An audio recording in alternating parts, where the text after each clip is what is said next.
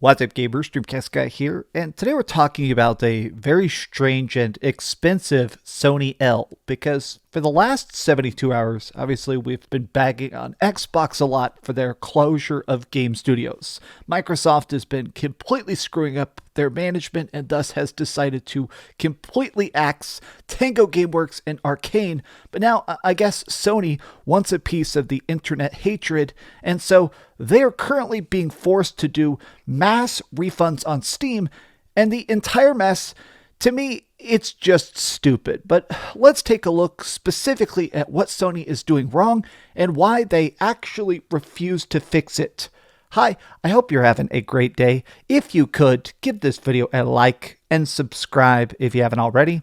So in case you weren't watching a bunch of videos last weekend, I was talking about the drama revolving Helldivers 2, where this game, despite being the biggest PlayStation game of the year, in fact across the board, this is actually one of the biggest games of any system, it has been mired in a bit of very necessary controversy because of the requirement for the PlayStation Network.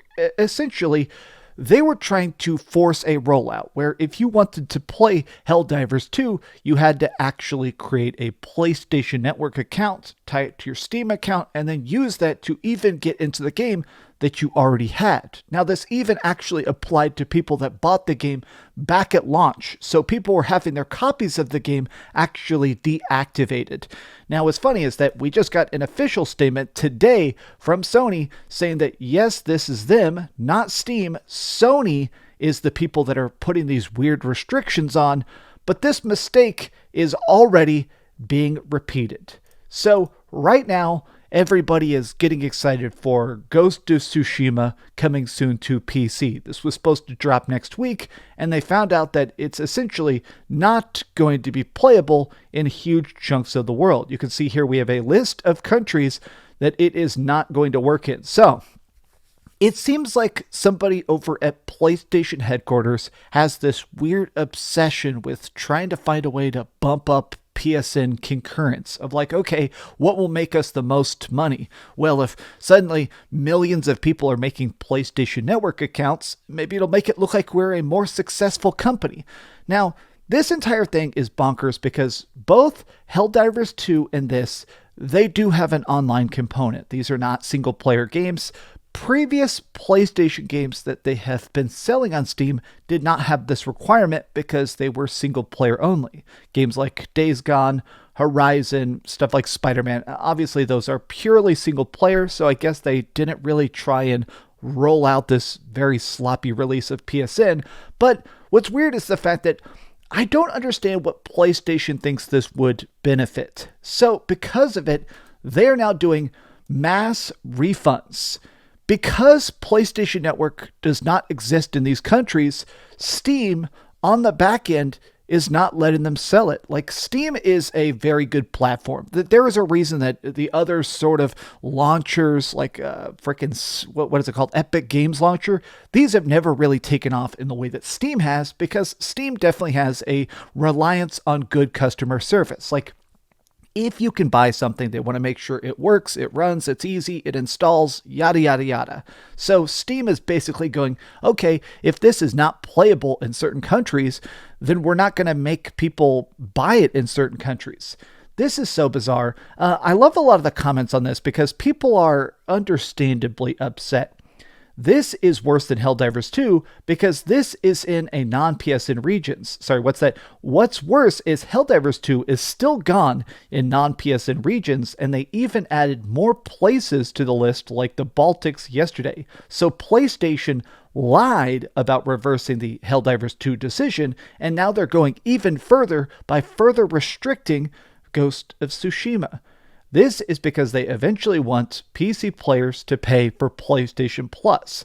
Now, I'll admit it, I didn't even consider this. Like, PlayStation Plus, it's difficult to tell how much money that makes them, but some of the numbers are that like somewhere between like 30 million and like 45 million people have PlayStation Plus that actually pay for the service to get access to online.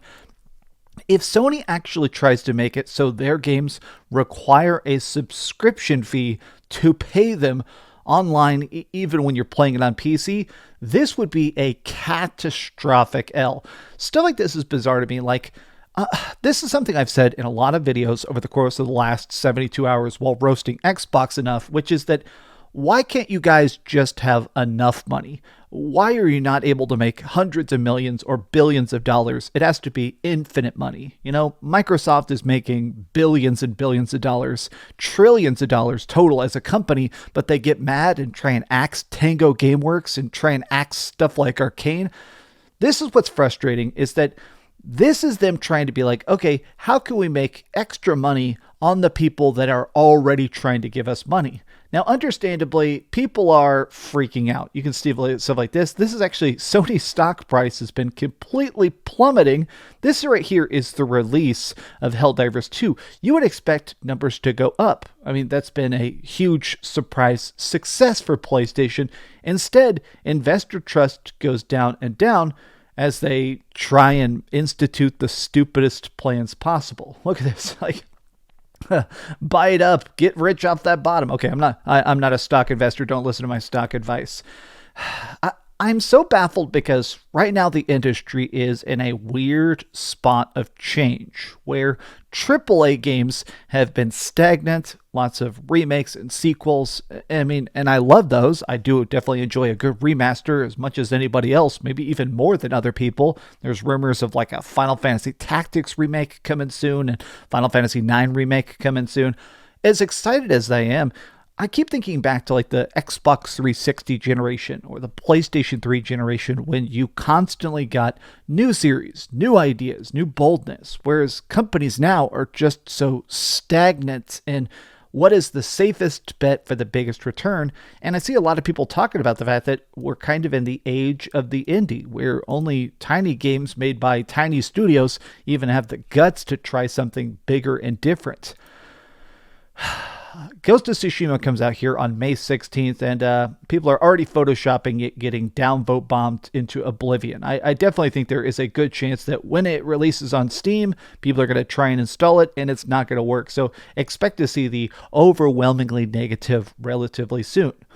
I've noticed that a lot of the frustration going on right now with both Sony and with Xbox, now obviously for very different reasons, but a lot of people are mad because honestly, the silence is deafening. The fact that Phil Spencer has not come out and made a statement about the closures of studios, and the fact that Sony won't come out on stage and just specifically address why there's this forced rollout of PSN. What is this weird focused thing about how many concurrent players can we get on the PlayStation Network? I wish they would just talk, but this Janet Garcia, I've been wanting to read this tweet in a video for days now because I think it's so brilliant. And we're going to end with this. So many of Xbox's comments are aging like milk. This is the danger of selling the good guy narrative. It only works if you're doing good things. This is why PlayStation and Nintendo don't talk to anyone anymore.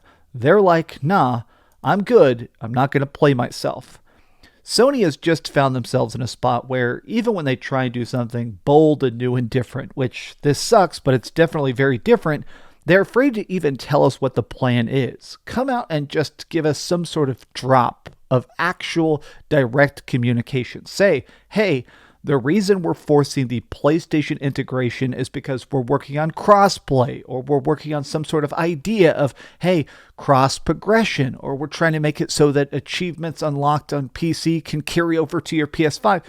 But they don't talk, so we have no idea if this will eventually get better. But in the short term, it sure looks like crap. But what do you guys think about it? Tell me your thoughts in the comments down below. And if you enjoyed this video, be sure to give it a like, share it with your friends, and subscribe if you haven't already. And please keep dreaming.